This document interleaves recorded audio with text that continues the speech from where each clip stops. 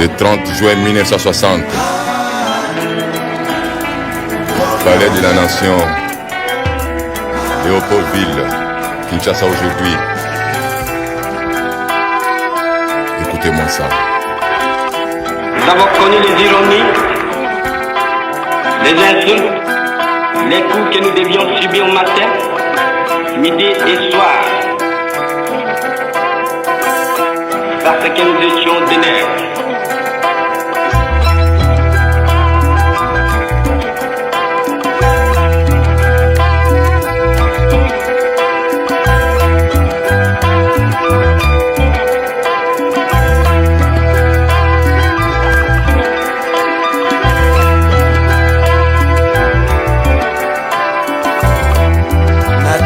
Ya bakoko na biso totekamaki lokola mungwa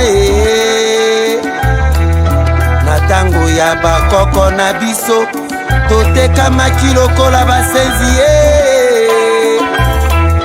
lipandango tozwaki nde ya pasi lipandango tozwaki nde ya kolelelela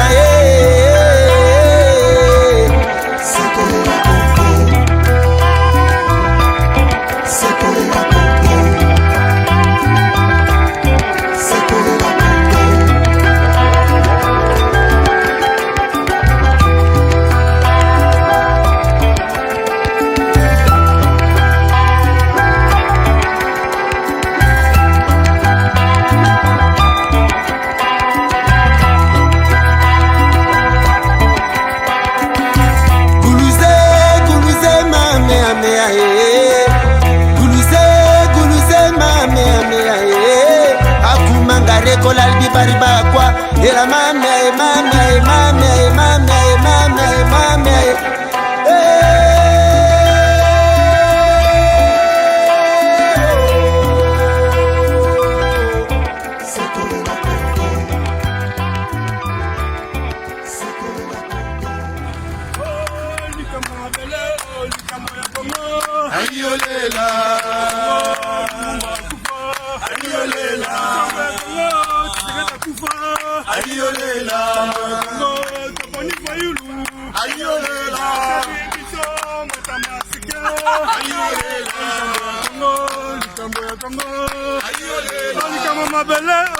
likambo ya Kongo tokotika te biso nyonso tokozala na buse likambo mabele likambo ya Kongo likambo ya Kongo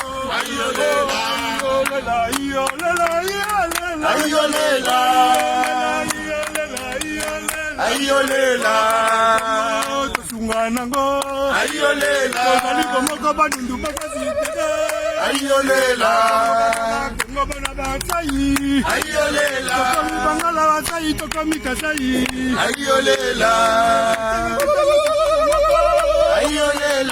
muluka mungala mukanga moto moko likambo mabele likambo mabele likambo ya Kongo likambo ya Kongo muzepe ya kufa Hingeta est-ce que Congolais kobanga est-ce que Congolais kobanga Congolais boke moko bisangabo moko atabo moko amabo moko kolabo moko Hingeta bana ya Congo oyo ali moment ya koluka division te entre biso ba Congolais toza na besoin ya unité toza na besoin bomoko bandeko oyo batelemi bandeko oyo bazali kobelela mpona kokende na Bruxelles ezali mpona bolingo ya Congo ezali mpona kodefendre mabele ya Congo yango tosengi na papa mama mwana oyo azwi information te to oyo asorganize te baza na besoin akende kobundela mboka na ye Congo tosengi na bino bocontacte biso disposition tosi tozwi nyonso oyo ekopermettre na Congolais nyonso akota tolobi boye tolobi peuple congolais bobanga te peuple congolais bozala calme tozwi disposition nyonso tout le gouvernement belge oyo ye moko aprévoyaki koyamba Félix sur 2 jours à finir par résumer journée moko année les 17 à côté ba rendez-vous nyonso déjà victoire pour le peuple congolais tolobi lisusu boy na yo congolais kobanga elo côté parce que même hier moko Félix service ya belge bazali incapable ya ko protéger bazali ko biche ba kene ko yambaye na aéroport militaire. Et là, c'est encore une fois, deuxième victoire du peuple congolais. Rendez-vous dans Bango, il y a les 18 ouana. Bazali même pas sûr que ça là parce que la police a la mesure à assurer la sécurité. Il y a les troisième victoire. Mais nous sommes ceux qui comme ils bouger l'agenda dans Bango, c'est parce que yon a total un peu de belle laki. Il y a un lobby qui est le 17 pour les Congolais et dans les jours il y a mobilisation générale. Depuis le 16 jusqu'au 18, tu as déclaré que Bruxelles zone rouge. Ndeko, maman, mwana, et si tu as vendu, tu as dit que vous allez de la Congo, vendre un ndap. Toutes les dispositions ont été prises pour que l'événement, l'événement, gouvernement belge, que le peuple congolais est déterminé à aller jusqu'au bout.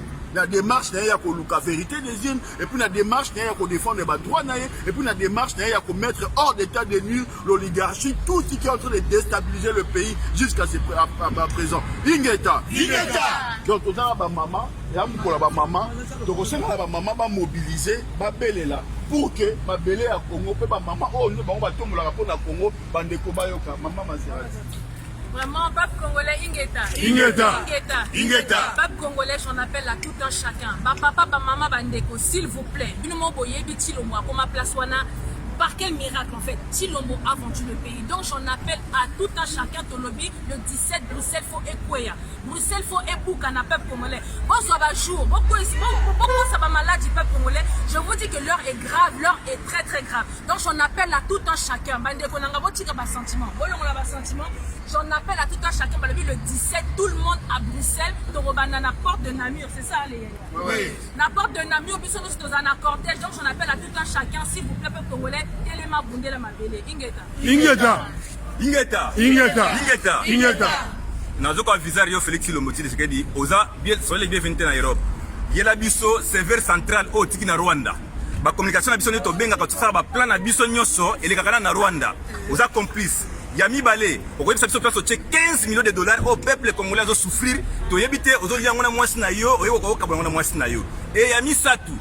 Yo tango kenaka kingakati po kene négocier pouvoir na yo wana o kenaka take o kanisa ko bakocho premier ministre mais o kesa la surpris bacho président de la république fou ozongi sabo konzia batu ya président Martin Fayulu Madidi yo yibaki soki ozongi sango te yebaka ngoto déclarer Bruxelles zone rouge oko zwa responsabilité nyonso oyo nyonso ko desema le 17 na Bruxelles oza responsable nango soki oyo kité de renoncer na voyage na yo ya 17 soki o renoncer te nyonso ko yana Bruxelles oza responsable nango. Ingeta ça c'est la Faouli c'est Kabouya Dieta balobi la combattante balobi la combattante patriote et fanatique à Martin Fayulu Madidi. Ça c'est mon président et le président mon il y a moi na Batunyonso président Batunyonso papa bota majarati petit nangai na là nous président de la République l'homme Azanga Libumu le président élu Colombo Kaye Mukonzi yeyo Mukonzi Félix comment Mukonzi na yo yeyo nalobi Kagame Misuma Vondo tala Mukonzi na yo yeyo Kabila Misuma Vondo oza vilain tala Mukonzi na yo yeyo kicho no fande za ya yo teza ya ye ngana lobi boye tous les mamans merci mingi na ba mama SID organisation bopesi organisation bosali na sepeli mingi dazo benga na ba mama nyonso oya yebi alingi mboka na ye oya yebi ke no mboka na biso baluba bazoteka ngo oya yebi ke Félix Keketa kabati mboka azoteka na Rwanda azoko pesa na Rwanda communication komi na Rwanda makam nyonso te komi na Rwanda azasu tundenga zalaka te na yebi so balisi ye nini so kalie mbwa baluba na yebi te na lobi mata maskin na lobi na oboye biso tozoya kuna na Bruxelles nazo belela na ba papa nyonso na bia ba mama concert à foyer yaka ou bien concert ya héritier bino nyonso tout bosali plein ya buzoba bosali bafuti batiki ya buzoba sikoyo oyo eza likambo ya mabele eza kutu même pas likambo ya mutu eza ya yo na ngai eza likambo ya mabele eza likambo ya korekipere mboka oyo mpe ezalaki mpe na occupation en France babunda barekipere mboka bapesa bamama batelemaka na bastile barekipera mboka na bango mboka nyonso to ezalaka nyonso to bole bamboka mosusu ezali na eza na occupation ya biso eza occupation totale ya barwandais partout bakokende kaka na rwandais okende na toilette rwandais okende na salon rwandais okokende ata na kikoso rwandais mai ya barwandais nyonso barwandais sikoyo bino place na bino eza wapi bino bozala bamikanda bafrançais bomonaka na se wana nde bakomaka te baokoma d'origine na bino congolais bino boza sile bajuif oyo babengana bango awa bazalaka bafrançais te bakendaka ngongo lobi mboka na bino soki babotoli bino bakokende wapi na bana na bino ndenge biso tozobundela boye toza bazoba toza bato maboma te tozowela nde likambo ya mabele tozala besoin ya bino bopesa bajour tokutana bino na Bruxelles mobilisation totale sécurité ezali le 17 mardi tokutana bino na Bruxelles biso nyonso to papa mwana biso tozala wana mpona likambo ya mabele merci na bato nyonso babengaki ingeta bamama bajeune nazobenga bino boya le 17 na Bruxelles to manifester mpona mboka na biso toza na mboka mosusu te mabele na biso eza kaka moko oyo nzambe apesa biso oyo eza na barichesse oyo eza na makambo nyonso ya bien me tozobénéficie te donc botelema tobundela mboka na biso torécupere barichesse na biso torécupere oyo nyonso bango bazoyiba biso. C'est tout ce que je peux dire. Les mamans, soyez nombreux, les jeunes, venez. Un jour, Borozong à la Congo, vous allez faire quoi au Congo, les jeunes? Qu'est-ce que vous allez faire au Congo? Borosala Moussala Nini. Non, c'est ce qui n'est pas Rwandais. Boyato Bundelambo Banabiso, c'est ça qui m'a merci. Ingeta. Dis pas ça. Ingeta. Naye kolobana yo Félix Chilombo. Ngai na eko bimisa oye bimaka na monoko na yo moko. Olobaka te pour le Congo, le changement c'est Martin Fayulu Madidi. Alors, mardi le 17, tokola kisayo na Belgique était légitimité ya mboka wana ezali bongo na peuple congolais. Donc mokolo wana peuple congolais akobima pona ko pesa yo bongo salutation patriotique. Kotalisa no te bobele ya solo le changement c'est bel et bien Martin Fayulu Madidi. Alors le 17 to déclaré Bruxelles zone rouge oko kutana na ba combattant yo na ba ngulu na yo oyo memi toko kutana bongo mokolo wana pona ko rendre compte dans la kisana bino te peuple congolais ne apesaka légitimité tokolakisa yango devant mindele babelge oyo te babengisi yo ke biso nde topesaka légitimité na président Fayulu Madidi. Ingeta. Ba mama, ba papa, bana bilenge en tout cas ngala telemi pona lo baratina ete mboka Congo ezali mabele ya mutu moko te eza baluba te eza na etni moko te arobeta toloke mabele ya Congo eza ya ye eza ya peuple congolais. Alors ba mama bino nyonso bozana pasi ya kolela ke mboka bebi bota l'exemple Afrique du Sud topesi bango longonya teke po bandeko babomi bandeko me bango pe bazo déclarer nini mabele na bango basengeli pe ba vivre na babia ya mboka na bango biso lelo tozo kokota na bamboka bapaya po kimia na mboka na biso ezate esengeli na biso pe to telema to lela po na mboka na biso to beta tolo po bapesa biso mabele kitoko esengeli to talisa ete mboka neza ya biso to sepela pe na bozwi ya mabele na biso donc peuple bima ganga loba pour mboka na yo ingeta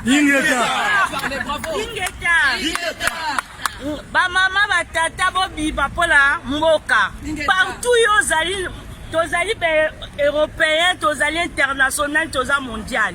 Partout Congolais ozali, il faut bunde la ramboka na yo. Ezali lokola mbeto na yo ya kimwana, il faut to bunde la ngo. Donc nde ezali boye, Congolais azali riche, Congolais a pauvreté, Congolais kokoza esclave te po abimi na pays na yo, ozali na mboka mususu bamona ozoba, bamona yo esclave, bamona yo soki mutaliboma. Non, toboyi, Congolais azali l'homme de valeur, azali femme de valeur. Partout tozalara toza ba clochard te, tosalara pe manche te, to vivre kitoko, koya pe nanda kwa Congolo lié au vivre pe kitoko, on dira ministre, ma ministre te. Donc toza ba pauvreté, tozalara pe pauvreté. Tozala na France, tozala na Belgique, donc il est 17 koinda. Tokoya na Belgique, biso ba maman France. Ngai na maman France. J'ai dit maman mondiale, j'ai pas pour tout le monde. Ingeta. Bande konangai. Soki bomoni biso to bimi puisque pays eza kokima biso. Na minembo bato baza kokufa. 12 millions de morts. Félix au commis na complicité na bato babomaki ba congolais 12 millions de morts. Lobby lundi, mardi, bo mobiliser, boya tozala na bino ensemble. Batu ya Suède, batu Australie, batu o bavandi na Canada, batu o bavandi na Italie, ba pays tout Europe, boya to sangana. Les amis, botika taka ba résistant combattant na terrain. Pays zali abiso, enseignants, professeurs, universitaires, ouvriers, travailleurs, tout bobima. ATCK, Association des travailleurs congolais, bon mobiliser Batouba Bima. Association d'avocats congolais, bon mobiliser d'avocats congolais Babima. L'air est commis na tangu, oyo ngongebeti, faut tout ça la lisusu. Deuxième indépendance. Deuxième indépendance, pourquoi? Futo Bunda, to Bongisa, Nzela, Pona Bano Bazana Sima. Puisque Mboke Baby, mardi 17, mardi 17, pas le 18, gouvernement belge a concentré tout mardi le 17. Bissonios tout na Belgique. Ingeta, Kombeza, Ingeta,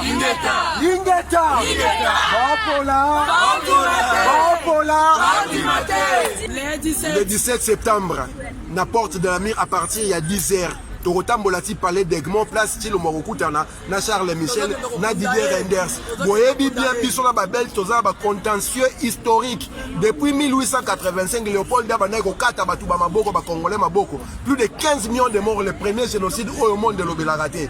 Et lelo oyo, Hippolyte Kanambalias Kabila na 2001 temps eu pouvoir, Louis Michel Kakamtaki Kocha Epoa. Et lelo oyo comme sous Charles Michel na Didier Renders. Nous avons des contentieux à régler avec la Belgique et tous les Congolais conscients et inconscients, vous êtes priés à être présents pour la grande manifestation. Ingeta! Le Congolais, Bokoto, l'air est grave, plus que grave, l'air a sonné, il est temps. Il y a qu'on libérer Mboka Nabiso, o ezali mabele, il y a Mvuluzi, ya lobaka banane, bako bimalibanda, bako défendre le Congo. O ezali mabele, ya frère Nabiso, tout le monde a tombé na été Arma Tungulu, a Koufa Kakaboe, jusqu'à aujourd'hui. Combat tout au sali na poto, lelo oyo, Félix Tshilolo, alias Tchikololo, le corbeau RRNal, a trahi Mboka Nabiso, a kende yemoko, na famille na ya IDPS, o babane kopesa peuple congolais espoir, o bango basali babundi bitumba ya 36 ans, 37 ans, lelo Félix a trahi Mboka Nabiso a teki Congo. Biso etake ba diaspora. Oyo tosimbi pumo ya économie ya Congo ya plus de 10 milliards de dollars. Ba occupant na ba accompagnateur, bazalaka na 4 milliards de dollars. Malgré ba fabriquer Félix et Tshilolo. Félix n'est pas yé kokota kaka na budget ya 4 milliards de dollars. Yango tolobi peuple congolais, Congo ezali ya ba Rwandais te, ya ba Ougandais te. To sengi na bino tout ba Congolais à Belgique. Il y a France, il y a Allemagne, il y a Hollande, besoin de congé, surtout en Belgique. Bah docteur, bah infirmier, bah tout besoin que ça là, awa, bah aide soignante, mardi le 17 na 10h du matin biso tout na porte na mir boya tozo bunana IDPS ezo bunana Congo ezo bunana bakasaye o baza contre Félix ezo bunana bana ba Congo na bana Bandundu Sud Kivu Nord Kivu Kindu Maniema Kisangani Équateur ba Congo Katanga Kinshasa toza na besoin na bino tout ba mama ba jeune il y a 18 ans 19 ans 20 ans 25 ans tina likolo il fait tokanga Félix et Chilolo les 17 ezali marche kanere bandeko balobaki les 18 lokola yazali na parti politique ya ba tribal abengisi bandeko na ya village akabi ba 4 euros asomi ba combattant musu na 5000 euros plus ba musu ba 3000 euros na kamere aye ko corrompre ba mama latisi ba mama bilamba le likola 200 euros yango tolobi biso tout na place Ezer les 18 wana après ba sitingo to salele na moi rendez-vous to kuta en Ezer to sila na bango fara to koyeba est-ce que biso ba congolais to teki Congo ou bien tilo le motateki Congo bo banga eloko te tozana ba Mali tozana ba Aigle tozana ba papa Zoroti France tozana papa Edina ba commander so to kozalana liboso makambo soki ba kinois bana kini ba kokai Félix te biso to ko isaye awa pe to kokanga ingeta Ratal TV biso yo tozali mais ba koluka baba loba baba lobi IDPS viva viva la musica IDPS viva la musica IDPS viva la musica et comme on a ngoli yoto vous savez comme le orchestre vous savez sur zoba même si na bêtise auto comme ngoli oyo mais le collabo qui va loba le na koloba na lobi mingi te mais na kati na mukuse le 17 le 18 biso na bino Otidio nzimia tokutana le 7 18 bolobi ke bino bobi ke bo bata makasi boya tokutana biso na bino ningo le beate on a Ratel TV pour faire rappeler quoi peuple congolais jeunesse congolaise maman Congo bana Congo obolinga Congo hôtel mapona mboka na biso yamba liboso combattant dans l'ombre combattant ba musu baza lumière mais na bimate son abimi parce que à foutre Mati, comme on dit chez nous, quoi, tu vois, par l'air est grave, comme dit Viebo Ketchou, beaucoup. Donc, les 17 et les 18, tout coûte en Belgique, pour dire non. Non, pourquoi? Parce que nous, on a besoin qu'il y ait bien. Élection triquée, parti nous va voter, parti nous va voter. Donc, côté qu'on a voté, et la question c'est que quand, dans les années à venir, bon, on a un drapeau, nous c'est Matakuna. Ce que vous évitez, mais. On a bien sibino les 17 les 18 to qu'elle marche pour dire non saute bolingambo kanabino ingeta peuple congolais bonjour bonsoir ça dépend dans l'air d'une goza on a biso awa to uti na réunion moko stratégique oyo esengi ke ba combattant ya diaspora awa na union européenne basanga na pona ko lobela makambo ya mboka na biso Congo ba congolais tout ça on bino 95% et ça na maboko ya ba rwandais ba tout rwandais Paul Kagame Museveni na cheval de trône na bango Hippolyte Kanabi alias Joseph Kabila na domestique na bango l'arbe na bango nani Félix Chilombo Chivube Chikololo Bizimungu alias Kikekebi yende mutaza osala bango musala sikoyo azosala bango musala de telle sorte que ba démembrer Congo ba balkaniser Congo ya oro ba yeko yokana awa na G7 na France ba bengisi vous rendez compte ba bengisi et ça les 7 pays les plus puissants du monde oyo baza riche dans le monde mais comment voulez-vous présence ya Kagame Nakati, présence il y a Museveni Nakati. Donc pour vous dire que, pour vous démontrer que balingi balkanisation il y a Congo. Donc continuité il y a occupation. Bango va voter yango, va adopter yango. Donc c'est ça. Mais grâce à ma combattant, grâce à nani diaspora en France, ba téléméli makambouana, nani Macron a décliné makambouana ya nini ya invitation à y société. Donc nous voulons faire pareil ici en Belgique. Biso ba Belge, bana ya Belgique, ba Congolais tout ya Belgique. Toi on a besoin de bino et belleté. Parce que c'est pas tout le monde qui peut libérer le pays. Bon, il y a 2000, il y a pas moi. À 2000, à 3000.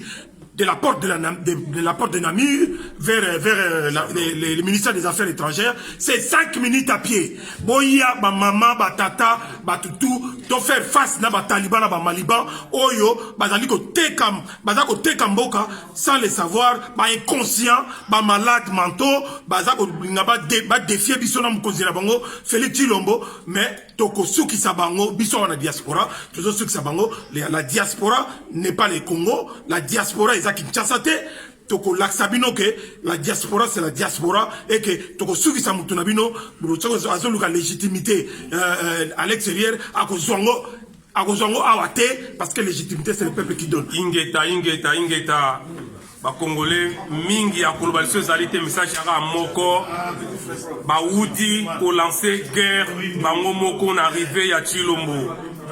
Ah nazolo baboye batwaye bibilongi biso tango to bimaka za la pona mabitumba nazo benga mutu alinga kubunda o ya finga mingi na Facebook occasion yango epesa meri to beta na makofi to finga le pe mingi pendant 8 mois na Facebook to finga le pe musika mingi l'occasion est là oyo finga ngai yaka to kutana biso nyonso to kunda ezali juste pona koyebisa la Tshilombo ke Congo ezalaka ya yete que ce n'est pas lui à décider na bakokanga nani bakotika nani azali simple citoyen azali na sima ba rwandais para ko accompagner occupation. Voilà pourquoi biso tolobi non na ba occupant na Congo bande konanga boya to kuta le 17 et 18 pona bitumba pona meeting de bitumba tokoya poto kunda oya makasa kobeta muninga oya azana loko akozokisa muninga kozokisa parce que likambu ya mabele ezala likambu ya sentimenté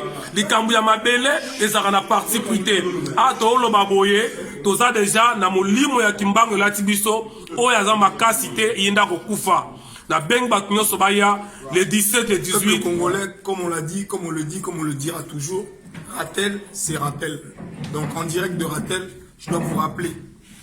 Dois-je vous rappeler encore une fois de plus que Félix a dealé avec celui-là même que nous avons combattu? Dois-je vous rappeler actuellement qu'il a un pouvoir fantoche, fictif, un pouvoir où il n'a pas de Sénat, il n'a pas le Parlement, où il n'a pas l'armée. Et aujourd'hui, il est en train de faire l'apologie du régionalisme. Il fait l'apologie pour séparer les Congolais, diviser les Congolais. Bon, comme vous voulez qu'on se divise, on est divisé. Comme on est divisé, on va s'additionner maintenant. On va se mettre des coups, comme ça on va soustraire les traîtres. On va soustraire les traîtres. On va multiplier les raisons maintenant pour vous faire plaisir. Donc, rendez-vous le 17 et le 18. Peuple congolais, boya ebele ba taliban, surtout ba taliban bo film na Facebook. Boya penza bo film na Facebook, bo bima jour on a au kangi ordinateur no bimi oye.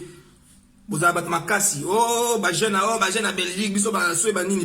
Boya parce que c'est chez le chômage que vous faites ça. Comment le chômage?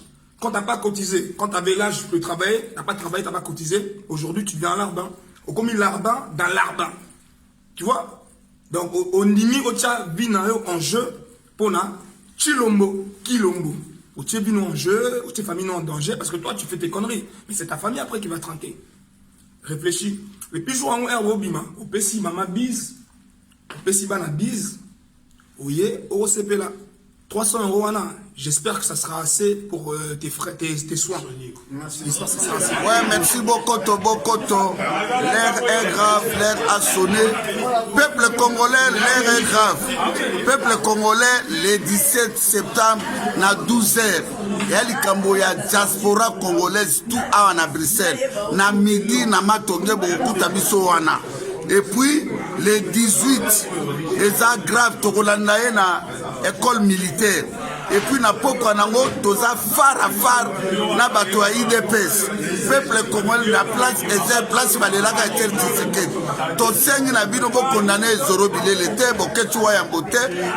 Eza bitumba biso tout, o Pichicho Mongo te, o Patrick Chibangu te, o Ipo Waiza te, eza bitumba na biso. Po soki to sale eloko te, boye ba ke Congo ekei. Félix Tango ateki Congo, atali bino ba Congolais te. Il est très, il dirige rien, il contrôle rien, il maîtrise rien. Yango Trobaki, lokola ye na tembe, akokuta na 85 millions de Congolais. Oebi Moïse Tchombeta salaka sécession, Kasabu na Mobutu babotola katanga. Bino bokanga ndeko na bino Félix Tshilolo. Biso to na besoin pour récupérer Mabele. Et puis Félix Tshilolo akokomisa décembre te.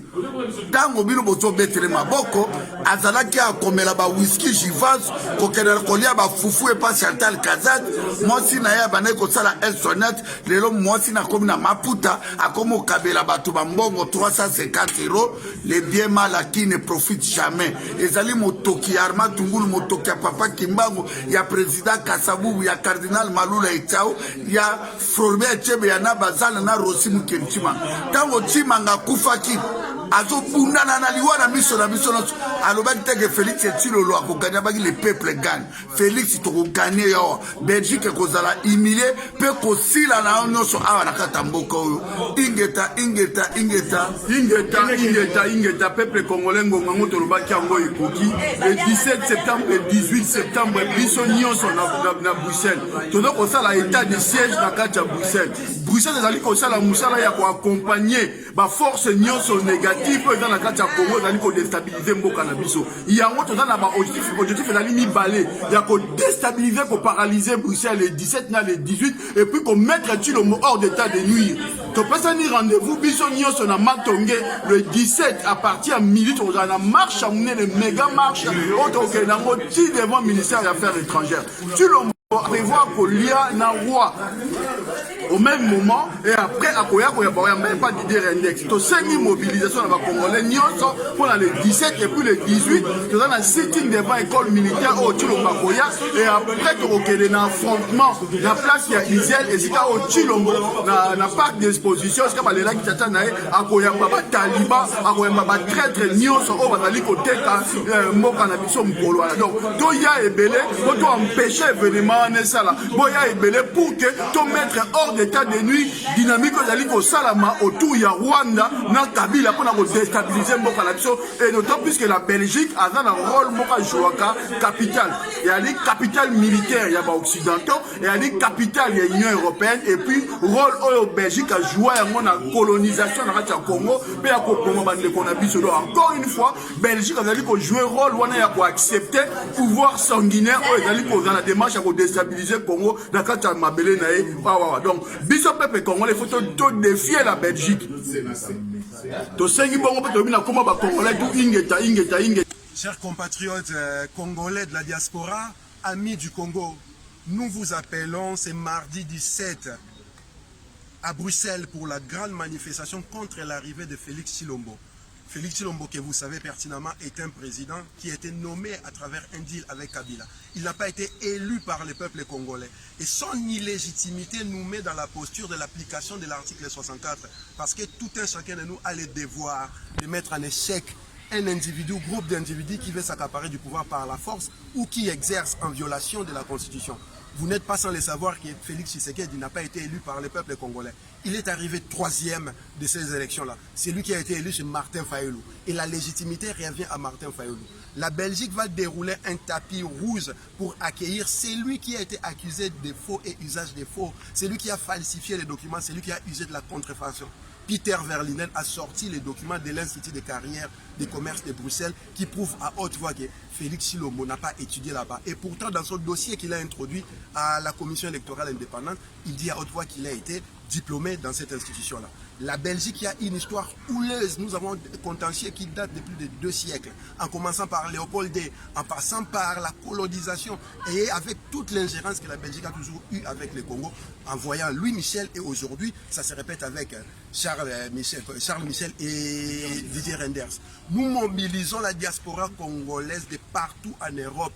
Nous nous retrouvons le 17, le mardi prochain, à partir de 10h pour la grande manifestation qui va nous amener jusqu'au palais d'Egmont où Tshilombo est censé être reçu par Charles Michel et Didier Reynders. Et après cela, nous allons manifester devant l'école militaire parce qu'il a un rendez-vous là-bas à 14h.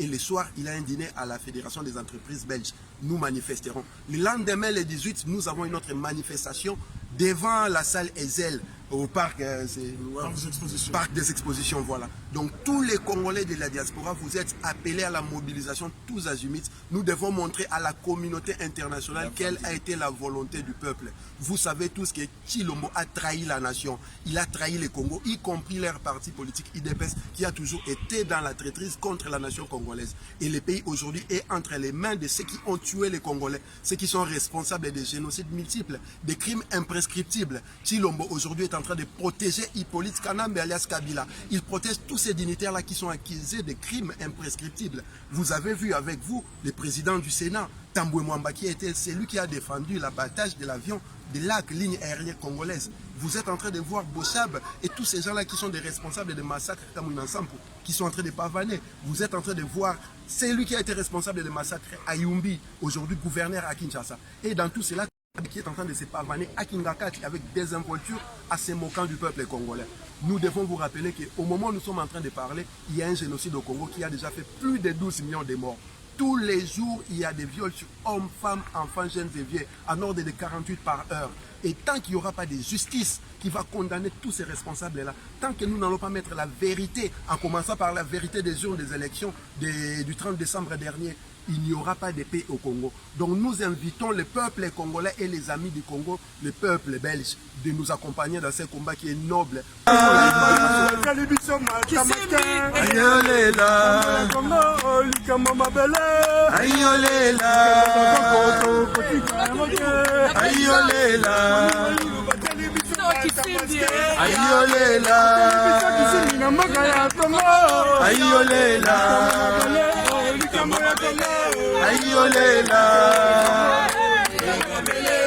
ayolela, ayolela,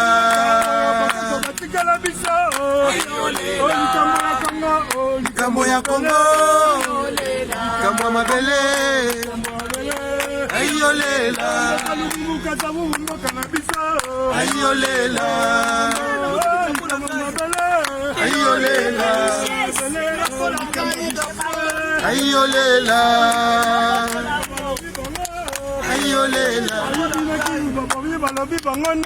ayolela, ayolela,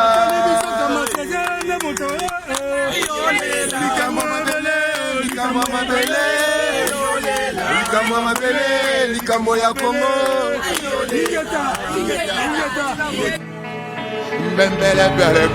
Le 30 juin 1960,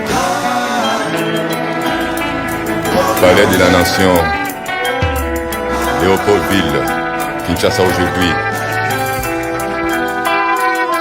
Écoutez-moi ça. Nous avons connu les ironies, les insultes, les coups que nous devions subir matin, midi et soir, parce que nous étions des nègres.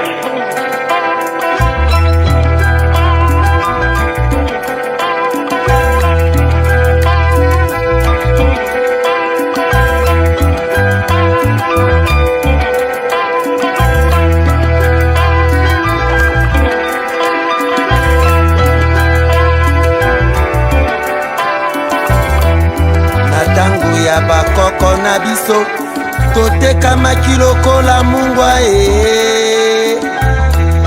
na tango ya bakoko na biso totekamaki lokola basenzi lipandango tozwaki nde ya pasi lipandango tozwaki nde ya kolelelela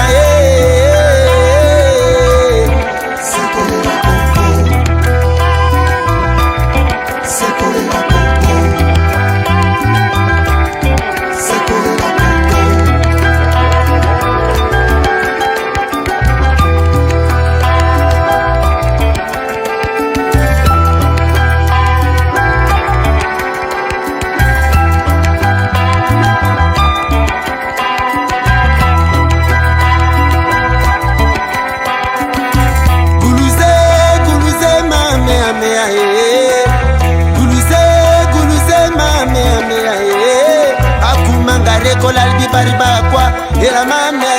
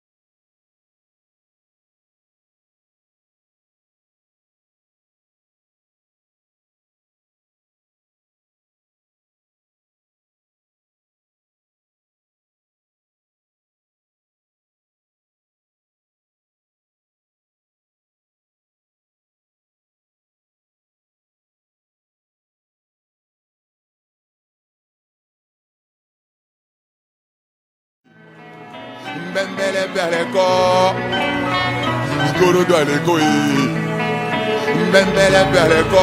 Le 30 juin 1960, Palais de la Nation, Léopoldville, Kinshasa aujourd'hui. Écoutez-moi ça. Nous avons connu les ironies, les insultes, les coups que nous devions subir matin, midi et soir, parce que nous étions des nègres.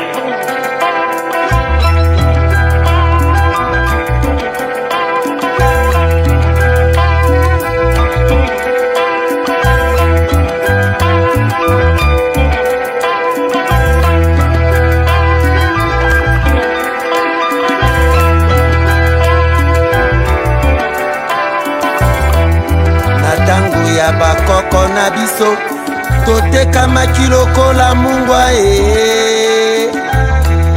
na tango ya bakoko na biso totekamaki lokola basenzi lipandango tozwaki nde ya pasi lipandango tozwaki nde ya kolelelela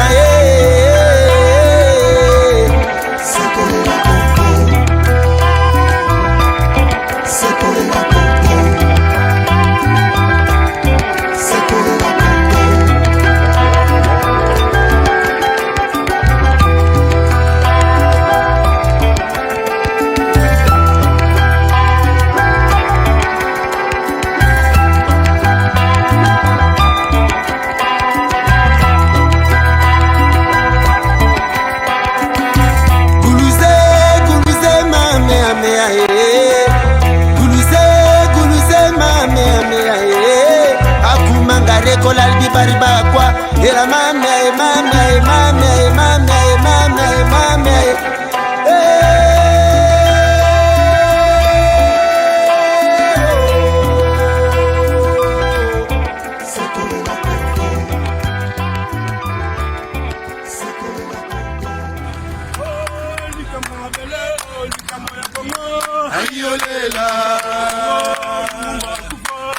Ayolela.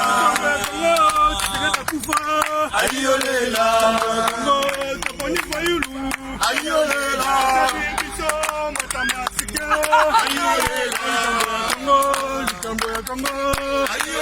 Likambo mabele likambo ya Kongo tokotika te biso nyonso tokozala na buse likambo mabele likambo ya Kongo Ayolela.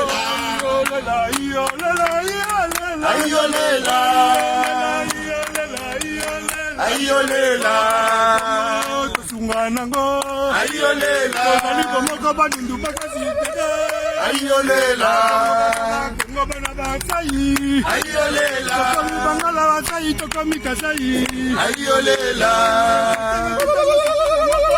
ayolela ndikuluka mungala mukanga moto moko ayolela likama mabale likama mabale likambo ya Kongo likambo ya Kongo muzepe ya kufa ayolela ingeta eske Kongola kobanga eske Kongola kobanga akobangisa liboke moko lisangamo moko atabo moko amabo moko kolabo moko ingeta bana ya Congo oyo ali moment ya koluka division te entre biso ba Congolais toza na besoin ya unité toza na besoin bomoko bandeko oyo batelemi bandeko oyo bazali kobelela mpona kokende na Bruxelles ezali mpona bolingo ya Congo ezali mpona kodefendre mabele ya Congo yango tosengi na papa mama mwana oyo azwi information te to oyo asorganize te aza na besoin akende kobundela mboka na ye Congo osengi na bino bocontacte biso badisposition tosi tozwi nyonso oyo ekopermettre na congolais nyonso akota tolobi boye tolobi peuple congolais bobanga te peuple congolais bozala calme tozwi badisposition nyonso tout le gouvernement belge oyo ye moko aprévoyaki koyamba Félix sur 2 jours a finir par résumer journée moko wana ya le 17 akotia ba rendez-vous nyonso eza victoire pour na peuple congolais tolobi lisusu boye na yo congolais kobanga eloko te parce que même ye moko Félix ba service ya belge bazali incapable ya koprotéger bazali obligé bakende koyamba ye na aéroport militaire. Et d'ici encore une fois, deuxième victoire na peuple congolais. Rendez-vous na bango ya le 18 wana. Bazali même pas sûr que ça parce que la police a dans la mesure à assurer la sécurité. Il y a la troisième victoire. Mais nyonso wana soki bakomi ko bouger ba agenda na bango, c'est parce que yonanga totel un peu to belelaki. Yango to lobby que le 17 pour les Congolais, ils allaient jouer à mobilisation générale. Depuis le 16 jusqu'au 18, ils ont déclaré que Bruxelles zone rouge. Neko, maman, mwana, et si vous vendez, si vous avez dit que vous allez de la Congo, vous allez toutes les dispositions ont été prises pour que l'événement gouvernement belge, que le peuple congolais est déterminé à aller jusqu'au bout. La démarche il y a la vérité des urnes, et puis la démarche il y a défendre les droits, et puis la démarche il y a mettre hors d'état de nuire l'oligarchie, tout ce qui est en train de déstabiliser le pays jusqu'à présent. Ingeta. Donc tout ça maman, et pour la maman, donc on la maman va mobiliser, va beller là pour que ma belé à Congo, ma maman oh on va tomber la rapport à Congo, bande kobayoka, maman mazira. Vraiment, peuple congolais, Ingeta. Peuple congolais, j'en appelle à tout un chacun. Papa, maman, bandeko, s'il vous plaît. Comment place wana. Par quel miracle en fait, Tilombo aventure le pays. Donc j'en appelle à tout un chacun de lobby le 17 Bruxelles faut écouer. Bruxelles faut épouker un peuple congolais. Bon ça va jour, beaucoup ça va malade du peuple congolais. Je vous dis que l'heure est grave, l'heure est très très grave. Donc j'en appelle à tout un chacun. J'en appelle à tout un chacun. Le 17, tout le monde à Bruxelles, à la porte de Namur, c'est ça les. Oui. La porte de Namur, puis nous sommes dans un cortège. Donc j'en appelle à tout un chacun, s'il vous plaît, peuple congolais. Ingeta. Nazoka visa Rio Félix Lomotile ce qu'il dit oza bien soyez bienvenus en Europe. Yela biso sévère central au tiki na Rwanda. Ba communication na biso ne to benga ka tsaba ba plan na biso nyoso ele kakana na Rwanda. Oza complice. ya mibale okoyebisa biso place otie 15 millions de dollars au peuple congolais azosouffrir toyebi te ozolia yango na mwasi na yo oyebi okabula yango na mwasi na yo e ya misatu yo ntango okendaka kinga kati mpo okende konégocier pouvoir na yo wana okendaka atake okanisaka bakotia premier ministre mais okesala surpris batia président de la république fu ya kozongisa bokonzi ya bato ya président Martin Fayulu Madidi oyo yo oyibaki soki ozongisa yango te yebaka yango todéclare Bruxelles zone rouge okozwa responsabilité nyonso oyo nyonso kodesikama elekaka de 17 na Bruxelles oza responsable nango soki oyoki te de renoncer na voyage na yo ya de 17 soki orenonce te nyonso koya na Bruxelles oza responsable nango ingeta ça c'est la Faouli c'est Kabouya Dieta balobi la combattante balobi la combattante patriote et fanatique à Martin Fayulu Madidi ça c'est mon président et le président mon il y a moi na batunyoso président butunyoso papa ya papa bota majarati petit nangai na lata là le président de la République non mazanga libumu le président Eli Colombo kaye mukonzi yeyo mukonzi Félix comment ni mukonzi nayo yeyo nalobi Kagame Misuma Vondo tala mukonzi nayo yeyo Kabila Misuma Vondo oza vilain tala mukonzi nayo yeyo kicho no fanje za ya yote za ya ye ngana lobi boye tous les mamans merci mingi na ba mama SID organisation bopesi organisation bosali na sepeli mingi dazo benga na ba mama nyonso oya yebi alingi mboka na ye oya yebi ke no mboka na biso baluba bazoteka ngo oya yebi ke Félix Kekete akabati mboka azoteka na Rwanda azoko pesa na Rwanda communication komi na Rwanda makam nyonso te komi na Rwanda azasutu ndenga zalaka te na yebi soko balisi ye nini soko aliembwa baluba na yebi te na lobi mata maskin na lobi na oboye biso tozoya kuna na Bruxelles nazobelela na ba papa nyonso na bia ba mama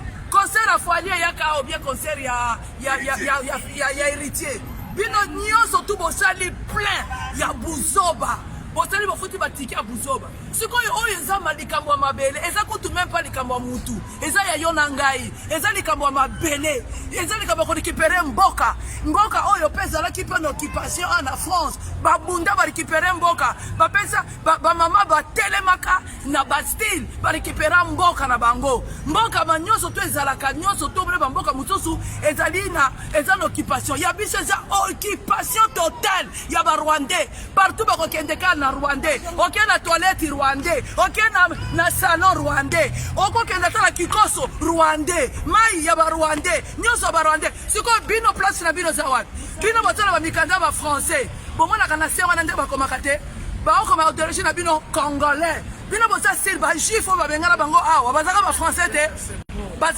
te bakendaka ngongo lobby mboka na bino soki babotoli bino bakokende wapi na bana na bino ndenge biso tozobundela boye toza bato maboma te tozowela nde likambo ya mabele tozala besoin ya bino bopesa bajour tokutana bino na Bruxelles mobilisation totale sécurité ezali le 17 mardi tokutana bino na Bruxelles biso nyonso to papa mwana biso tozala wana mpona likambo ya mabele merci na bato nyonso babengaki ingeta bamama bajeune nazobenga bino boya le 17 na Bruxelles to manifester mpona mboka na biso toza na mboka mosusu te mabele na biso eza kaka moko oyo nzambe apesa biso oyo eza na barichesse oyo eza na makambo nyonso ya bien me tozobénéficie te donc botelema tobundela mboka na biso torécupere barichesse na biso torécupere oyo nyonso bango bazoyiba biso.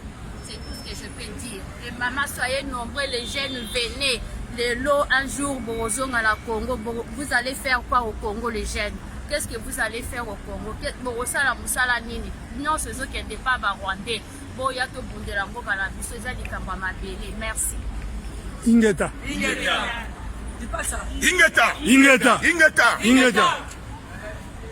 Naye kolobana yo Félix Chilombo ngai na ekobimisa oyo bimaka na monoko na yo moko olobaka te pour le Congo le changement c'est Martin Fayulu Madidi. Alors mardi le 17 tokolakisa yo na Belgique ete légitimité ya mboka wana ezali bongo na peuple congolais donc mokolo wana peuple congolais akobima pona kopesa yo bongo salutation patriotique kotalisa no yo te Bobele à solo, le changement, c'est bel et bien Martin Fayoulou Madidi. Alors, les 17, tu as déclaré Bruxelles zone rouge. Oko kutana naba combattant. Yo naba ngulu na yo oyo memi. Toko kutana bongo mokolo wana pona ko rendre compte to la kisana binote. Peuple congolais ne apesaka légitimité. Toko la kisango devant mindele ba belge o te ba bengisio que biso ne to pesaka légitimité na président Fayoulou Madidi.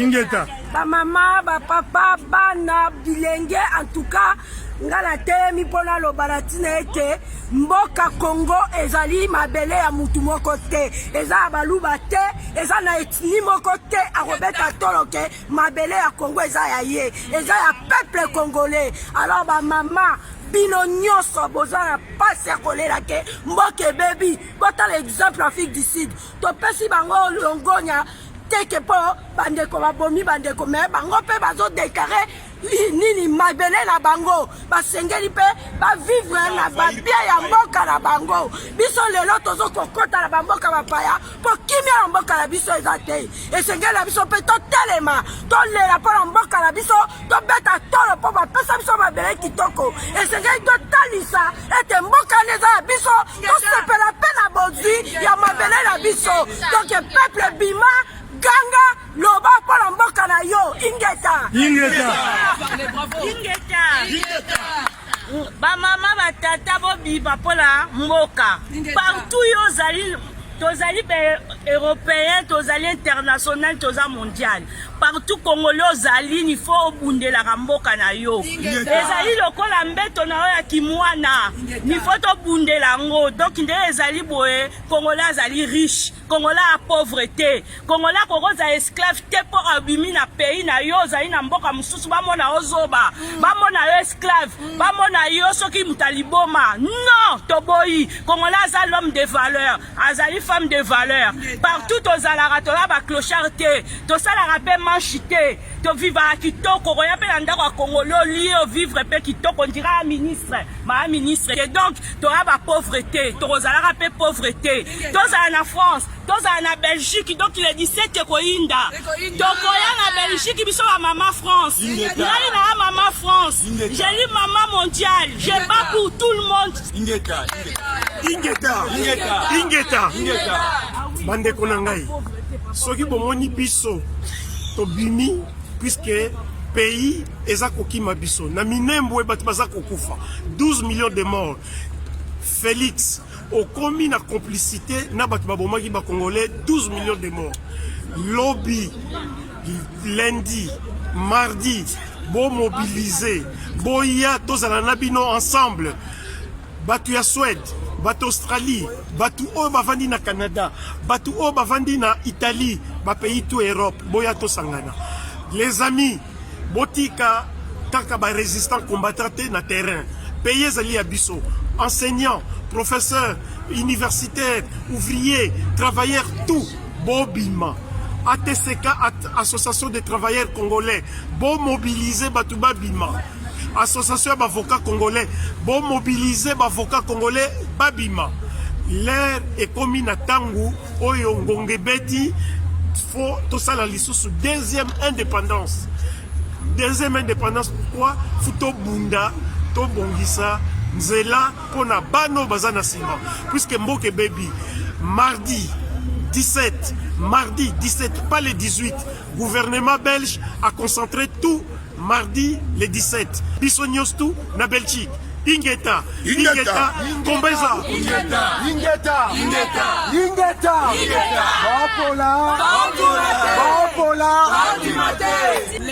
Le 17 septembre, la porte de la mire à partir il y a 10h. tokotambola ti palais d'Egmont place ti lomo kokutana na Charles Michel na Didier Renders boyebi bien biso na babel toza ba contentieux historique depuis 1885 Léopold Dabana kokata batu ba maboko ba congolais maboko plus de 15 millions de morts le premier génocide au monde de l'Obélaraté et lelo oyo Hippolyte Kanamba Alias Kabila na 2001 tango azui pouvoir Louis Michel kaka mtaki kotia epoa et lelo oyo comme sous Charles Michel na Didier Renders nous avons des contentieux à régler avec la Belgique et tous les Congolais conscients et inconscients vous êtes priés à être présents pour la grande manifestation. Ingeta Le Congolais Bokoto, l'air est grave, plus que grave, l'air a sonné, il est temps. Il y a libérer Mboka na biso, o ezali mabele ya mvuluzi ya lobaka bana na ba kobima libanda ba ko défendre Congo. O ezali mabele ya frère na biso, tomona ka tombo na ete Arma Tungulu akufa kaka boye jusqu'à aujourd'hui. Combat tout au sali yango na poto lelo oyo Félix Tshilolo alias Tshikololo le corbeau et Renal a trahi Mboka na biso akende ye moko na famille na ye ya IDPS o babane kopesa peuple congolais espoir o bango basali babundi bitumba ya 36 ans 37 ans lelo Félix a trahi Mboka na biso ateki Congo biso etake ba diaspora oyo tosimbi pumo ya économie ya Congo ya plus de 10 milliards de dollars ba occupant na ba accompagnateur bazalaka na 4 milliards de dollars malgré ba fabriquer Félix Tshilolo. Félix c'est pas yé kokota kaka na budget ya 4 milliards de dollars. Yango tolobi peuple congolais, Congo ezali ya ba Rwandais te, ya ba Ougandais te.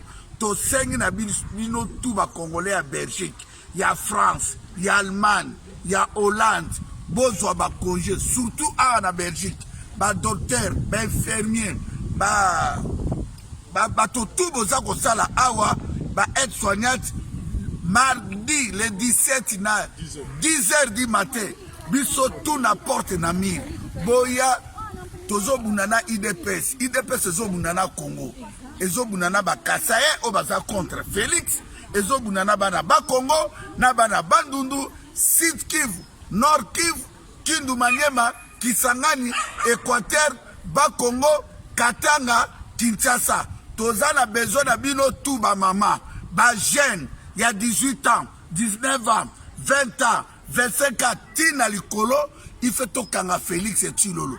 Les 17 ezali, marche kanere bandeko balobaki, les 18, lokola ya zali na parti politique ya ba tribal, abengisi bandeko na ya village, akabi ba 4 euros, asomi ba combattant musu na 5 000 euros, plus ba musu ba 3 000 euros, na kamere, aye ko corrompre ba mama latisi ba mama bilamba le likola 200 euros yango tolobi biso tout na place Ezer les 18 wana après ba sitingo to salele na moi rendez-vous to kuta en Ezer to sila na bango fara to koeba est-ce que biso ba congolais to teki Congo ou bien Tshilolo motateki Congo bo banga eloko te tozana ba marli tozana ba egg tozana ba papa Zoroti France tozala papa edina ba commander so tokozalana liboso makambo soki ba kinois bana kini ba kokai Félix te biso toko esaye awa pe tokokanga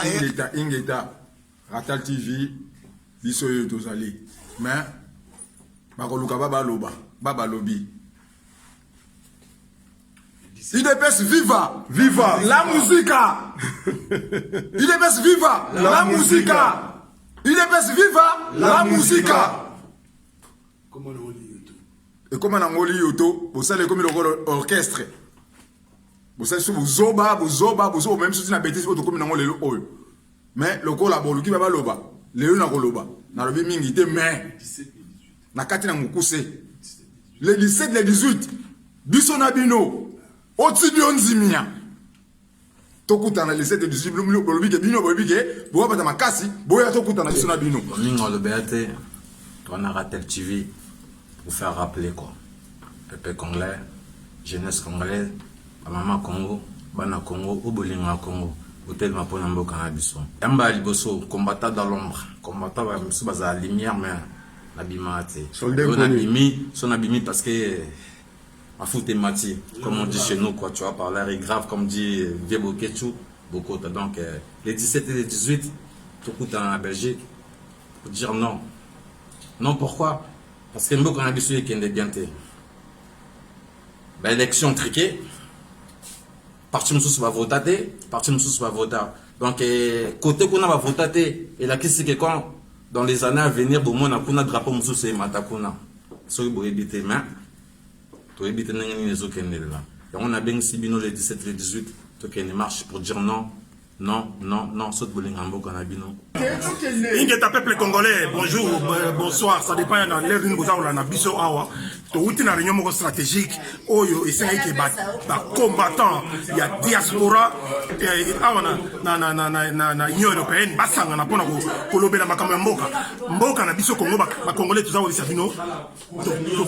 95% et ça na maboko ya ba Rwandais, ba tout Rwandais. Paul Kagame, Museveni na cheval de trône na bango, Hippolyte Kanabi alias Joseph Kabila na domestique na bango l'arbe na bango nani Félix Chilombo Chifube Chikololo Bizimungu alias Kikekedi yende mutaza osala bango musala sikoyo azosala bango musala de telle sorte que ba démembrer Congo ba balkaniser Congo ya olo ba yeko yokana awara na G7 na France ba bengisi pour en compte ba bengisi et ça les 7 pays les plus puissants du monde oyo baza riche dans le monde mais comment voulez-vous présence ya Kagame Nakati, présence il y a Museveni Nakati. Donc pour vous dire que, pour vous démontrer que balingi balkanisation il y a Congo. Donc continuité il y a occupation. Bango va voter yango, va adopter yango. Donc c'est ça. Mais grâce à combattants, grâce à nani diaspora en France, ba téléméli makambouana, nani Macron a décliné makambouana ya nini ya invitation à y société. Donc nous voulons faire pareil ici en Belgique. Biso ba Belge, bana ya Belgique, ba Congolais tu ya Belgique. Toi on a besoin d'abino et belleté. Parce que c'est pas tout le monde qui peut libérer le pays. Bon, il y a 2000, il y a pas mal. À 2000, il y a 3000. De la porte de Namur vers le ministère des Affaires étrangères, c'est 5 minutes à pied. Boya, ba maman, ba tata, ba toutou, to faire face na ba taliban, na ba maliban, oyo, ba zali ko tekam boka, sans le savoir, ba inconscient, ba malade mentaux, ba zako ba défier biso na mukonzi na bango, Félix Chilombo, mais toko suki sabango, biso na diaspora, toujours suki sabango, la diaspora n'est pas le Congo, la diaspora est Kinshasa te toko laksabino que la diaspora c'est la diaspora et que toko suki sa mutunabino azoluka légitimité à l'extérieur à kozongo awate parce que légitimité c'est le peuple qui donne. Ingeta ba congolais mingi ya kolobaliso ezalite message ya moko ba uti ko lancer guerre bango moko na arrivé ya Chilombo. Ah, na zolo baboye batwaye bibilongi biso tango to bimaka zala pona mabitumba na zo benga mutu alinga kubunda o ya finga ka mingi na Facebook occasion yango epesa meri to beta na makofi to finga le pe mingi pendant 8 mois na Facebook to finga le pe musika mingi l'occasion est là oyo finga ka ngai yaka to kutana biso nyonso to bunda ezali juste pona koyebisa na Chilombo ke Congo ezalaka ya yete que ce n'est pas à lui à décider na bakokanga nani bakotika nani azali simple citoyen azali na sima ba Rwandais ala ko accompagner occupation voilà pourquoi biso tolobi non na ba occupant na Congo bande konanga boya to kuta le 17 et 18 pona bitumba pona meeting de bitumba to koya poto punda oya makasa kobeta muninga oya zana loko akozokisa muninga kozokisa parce que likambu ya mabele ezala likambu ya sentimate likambu ya mabele ezala na parti prité a to lo baboye toza déjà na molimo ya kimbango lati biso oya za makasi te yenda kokufa na beng batunyo sobaya les 17 et 18 le Congolais comme on l'a dit comme on le dit comme on le dira toujours Ratel c'est Ratel donc en direct de Ratel je dois vous rappeler. Dois-je vous rappeler encore une fois de plus que Félix a dealé avec celui-là même que nous avons combattu? Dois-je vous rappeler actuellement qu'il a un pouvoir fantoche, fictif, un pouvoir où il n'a pas de Sénat, il n'a pas le Parlement, où il n'a pas l'armée. Et aujourd'hui, il est en train de faire l'apologie du régionalisme. Il fait l'apologie pour séparer les Congolais, diviser les Congolais. Bon, comme vous voulez qu'on se divise, on est divisé. Comme on est divisé, on va s'additionner maintenant. On va se mettre des coups, comme ça on va soustraire les traîtres. On va soustraire les traîtres. On va multiplier les raisons maintenant pour vous faire plaisir. Donc, rendez-vous le 17 et le 18. Le peuple congolais boya ebele ba taliban, surtout ba taliban bo film na Facebook. Boya penza bo film na Facebook, bo bima jour on a au kangi ordinateur no bimi oye. Boza bat makasi. Oh ba jeune à Belgique, biso ba so banini. Boya parce que c'est chez le chômage qu'on fait ça. Comment le chômage? Quand t'as pas cotisé, quand t'avais l'âge, tu peux travailler, t'as pas travaillé, t'as pas cotisé. Aujourd'hui, tu deviens un larbin. Au commis larbin dans larbin. Tu vois? Donc, au nimi, au tcha, binayo en jeu, pona, chilombo, kilombo. Au tcha, bino en jeu, au tcha, famille en danger, parce que toi, tu fais tes conneries. Mais c'est ta famille après qui va tranquer. Réfléchis. Et puis, jour en herbe, au bima, au pessi, mama bise, au pessi, bana bise, oye, au CP là. 300 €, Anna. J'espère que ça sera assez pour tes frais, tes soins. J'espère que ça sera assez. Ouais, merci beaucoup, Bokoto. L'air est grave, l'air a sonné. Peuple congolais, l'air est grave. Peuple congolais, le 17 septembre, na 12h. Yali Kamboya, diaspora congolaise, tout à Bruxelles. Na midi, na matonge, bokuta biso wana. Et puis, le 18, les grave, Togolandaye na école militaire. Et puis, na poko nango, toza phare na bato ya IDPS. Peuple congolais, la place, et place, valelaka et certificat. To sengi na bino bo condamné Zoro Bilele te, bo ketu wa yambote. Eza bituma biso tout. O Pichi Shomongo te, o Patrick Chibangu te, o Ipo Waiza te. Eza bituma na biso. Po soki to sale eloko te, boye ba ke Congo ekei. Félix Tango ateki Congo, atali bino pa Congolais te. Azanae, il est très, il dirige rien, il contrôle rien, il maîtrise rien. Yango Trobaki, lokola ye na tembe, akokutana na 85 millions de Congolais. Boebi Moïse Tchobeta Saraka sécession, Kasabu na Mobutu babotola katanga. Bino bokanga manande kuna bino Félix Tshilolo. Biso to a besoin pour récupérer Mabile. Et puis Félix Tshilolo akokomisa décembre te. Tango bino boto betere maboko, azalaki akomela ba whisky Givas, kokenela kolia ba fufu et pas Chantal Kazad. Moi si na ya bana ko sala el sonnet, lelo moi si na komi na Maputa, akomo kabela batu ba mbongo 350 €. Les biens mal acquis ne profitent jamais. Ezali motoki Arma Tungulu, motoki Papa Kimbangu, ya président Kasavubu, ya cardinal Malula Etao, ya Florbe Chebe, ya Nabazala na Rosimu Kenchima.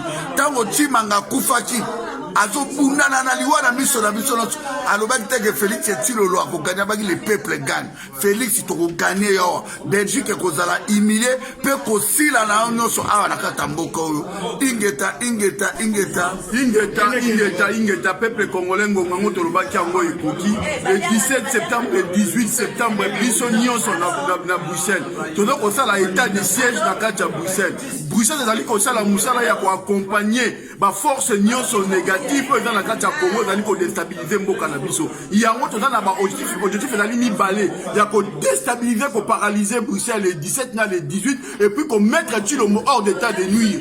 To pesa ni rendez-vous biso nyonso na Matonge le 17 à partir à midi on a la marche à mener les méga marche autre que nango ti devant ministère des Affaires étrangères. Tshilombo a prévoir ko lia na roi au même moment et après akoya ko ya même pas Didier Index. To sengi mobilisation na Congolais nyonso pour le 17 et puis le 18 nous avons un sitting devant école militaire au Tshilombo akoya et après to okele na affrontement la place ya Isel et sika au Tshilombo na parc d'exposition sika balela ki tata na akoya baba taliban akoya baba traître nyonso o bazali koteka mboka na biso mkolo wana. Donc to ya ebele pour to empêcher événement na sala boya ebele pour que to mettre hors d'état de nuit dynamique ezali kosalama autour ya Rwanda na Kabila mpona kodestabiliser mboka na biso, et d'autant plus que la Belgique aza na rôle moko ajouaka capital, ezali capital militaire ya baoccidentaux, ezali capital ya Union européenne, et puis rôle oyo Belgique a joué yango na colonisation na kati ya Congo mpe ya kokoma bandeko na biso. Donc encore une fois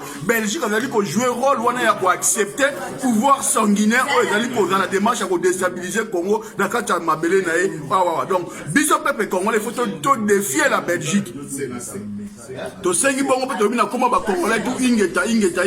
Chers compatriotes congolais de la diaspora, amis du Congo, nous vous appelons ce mardi 17 à Bruxelles pour la grande manifestation contre l'arrivée de Félix Tshilombo.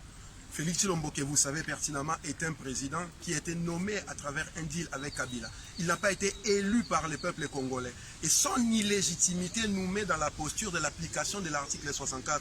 Parce que tout un chacun de nous a le devoir de mettre en échec un individu, groupe d'individus qui veut s'accaparer du pouvoir par la force ou qui exerce en violation de la Constitution. Vous n'êtes pas sans le savoir que Félix Tshisekedi n'a pas été élu par le peuple congolais. Il est arrivé 3e de ces élections-là. C'est lui qui a été élu, c'est Martin Fayulu. Et la légitimité revient à Martin Fayulu. La Belgique va dérouler un tapis rouge pour accueillir celui qui a été accusé de faux et usage de faux. Celui qui a falsifié les documents, celui qui a usé de la contrefaçon. Peter Verlinen a sorti les documents de l'Institut de carrière de commerce de Bruxelles qui prouve à haute voix que Félix Tshilombo n'a pas étudié là-bas. Et pourtant, dans son dossier qu'il a introduit à la Commission électorale indépendante, il dit à haute voix qu'il a été diplômé dans cette institution-là. La Belgique a une histoire houleuse. Nous avons des contentieux qui datent de plus de 2 siècles, en commençant par Léopold II, en passant par la colonisation et avec toute l'ingérence que la Belgique a toujours eue avec le Congo, en voyant Louis Michel, et aujourd'hui, ça se répète avec Charles Michel et Didier Reynders. Nous mobilisons la diaspora congolaise de partout en Europe.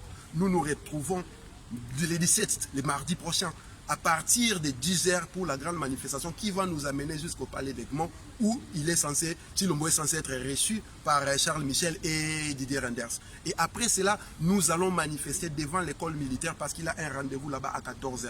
Et le soir, il a un dîner à la Fédération des entreprises belges.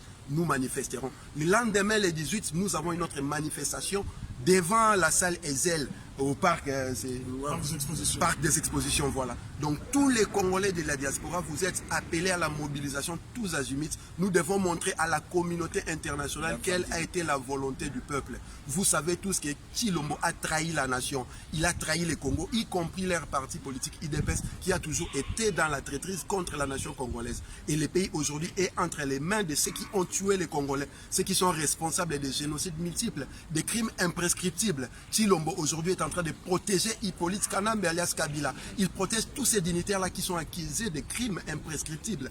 Vous avez vu avec vous le président du Sénat, Tambwe Mwamba, qui était celui qui a défendu l'abattage de l'avion de l'AC, ligne aérienne congolaise. Vous êtes en train de voir Bochab et tous ces gens-là qui sont des responsables des massacres comme Sampo, qui sont en train de pavaner. Vous êtes en train de voir celui qui a été responsable des massacres à Yumbi, aujourd'hui gouverneur à Kinshasa. Et dans tout cela, Kabila qui est en train de se pavaner à Kingakati avec désinvolture à se moquant du peuple congolais. Nous devons vous rappeler qu'au moment où nous sommes en train de parler, il y a un génocide au Congo qui a déjà fait plus de 12 millions de morts. Tous les jours, il y a des viols sur hommes, femmes, enfants, jeunes et vieux, en ordre de 48 par heure. Et tant qu'il n'y aura pas de justice qui va condamner tous ces responsables-là, tant que nous n'allons pas mettre la vérité, en commençant par la vérité des urnes des élections du 30 décembre dernier, il n'y aura pas de paix au Congo. Donc nous invitons le peuple congolais et les amis du Congo, le peuple belge, de nous accompagner dans ce combat qui est noble.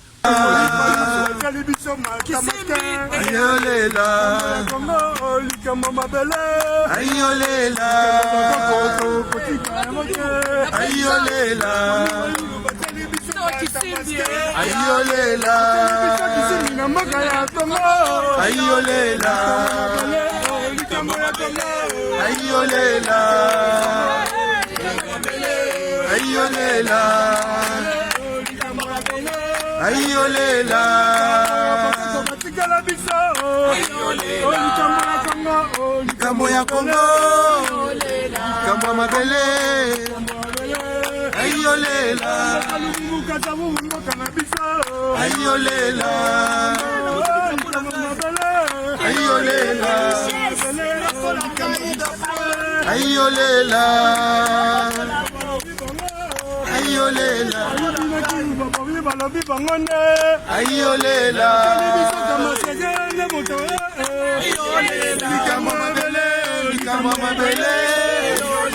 likambo mabele likambo ya Kongo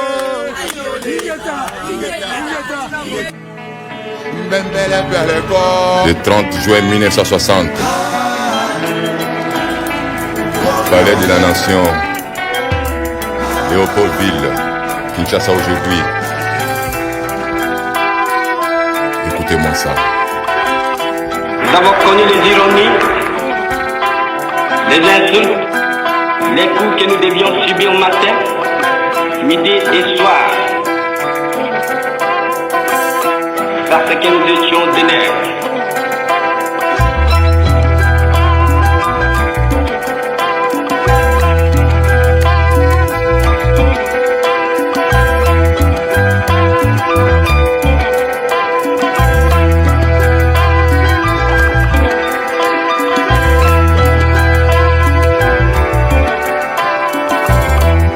Natangu ya bakoko na biso totekamaki lokola mungwa na tango ya bakoko na biso totekamaki lokola basenzi lipandango tozwaki nde ya pasi lipandango tozwaki nde ya kolelelela